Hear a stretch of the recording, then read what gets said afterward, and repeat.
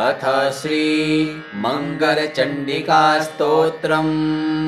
ॐ ह्रीं श्रीं क्लीं सर्वपूज्ये देवी मंगलचंडिके ऐं क्रूं फट् स्वाहेत्येवं चाप्येकविंशाक्षरो मनुः।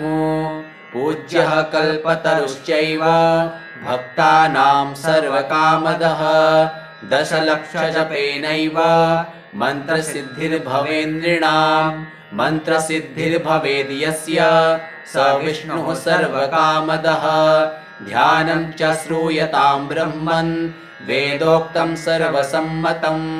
देवीं षोडशवर्षीयां शश्वत्सुस्थिरयौवनां सर्वरूपगुणाढ्यां च कोमलाङ्गीं मनोहरां श्वेतचम्पकवर्णाभां चन्द्रकोटिसमप्रभां वह्निशुद्धांशुकाधानां रत्नभूषणभूषितां बिभ्रतीं कबरीभारं मल्लिकामाल्यभूषितं बिम्बोष्टिं सुदतीं शुद्धां शरत्पद्मनिभाननां ईषद्धास्य प्रसन्नास्यां सुनीलोद्बललोचनां जगद्धात्रीं च दात्रीं च सर्वेभ्यः सर्वसम्पदां संसारसागरे घोरे पोतरूपां वरां भजे।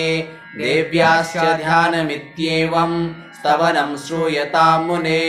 प्रयतः सङ्कटग्रस्तो येन तुष्टाव शङ्करः।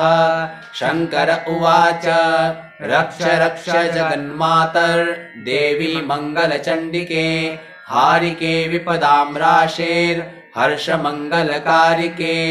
हर्षमङ्गलदक्षे च हर्षमङ्गलचण्डिके शुभे मङ्गलदक्षे च शुभमङ्गलचण्डिके मङ्गले मङ्गलार्हे च सर्वमङ्गलमङ्गले।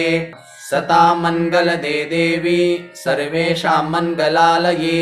पूज्या मङ्गलवारे च मङ्गलाभीष्टदैवते। पूज्ये मङ्गलभूपस्य मनुवंशस्य सन्ततं। मङ्गलाधिष्ठात्रिदेवी मङ्गलानां च मङ्गले। संसारमङ्गलाधारे मोक्षमङ्गलदायिनी। सारे च मङ्गलाधारे पारे च सर्वकर्मणां। प्रतिमङ्गलवारे च पूज्ये च मङ्गलप्रदे। स्तोत्रेणानेन शम्भुश्च स्तुत्वा मङ्गलचण्डिकां। प्रतिमङ्गलवारे च पूजां कृत्वा गतः शिवः। देव्याश्च मङ्गलस्तोत्रं यः शृणोति समाहितः तन्मङ्गलं भवेत् शश्वन् न भवेत् तदमङ्गलम्।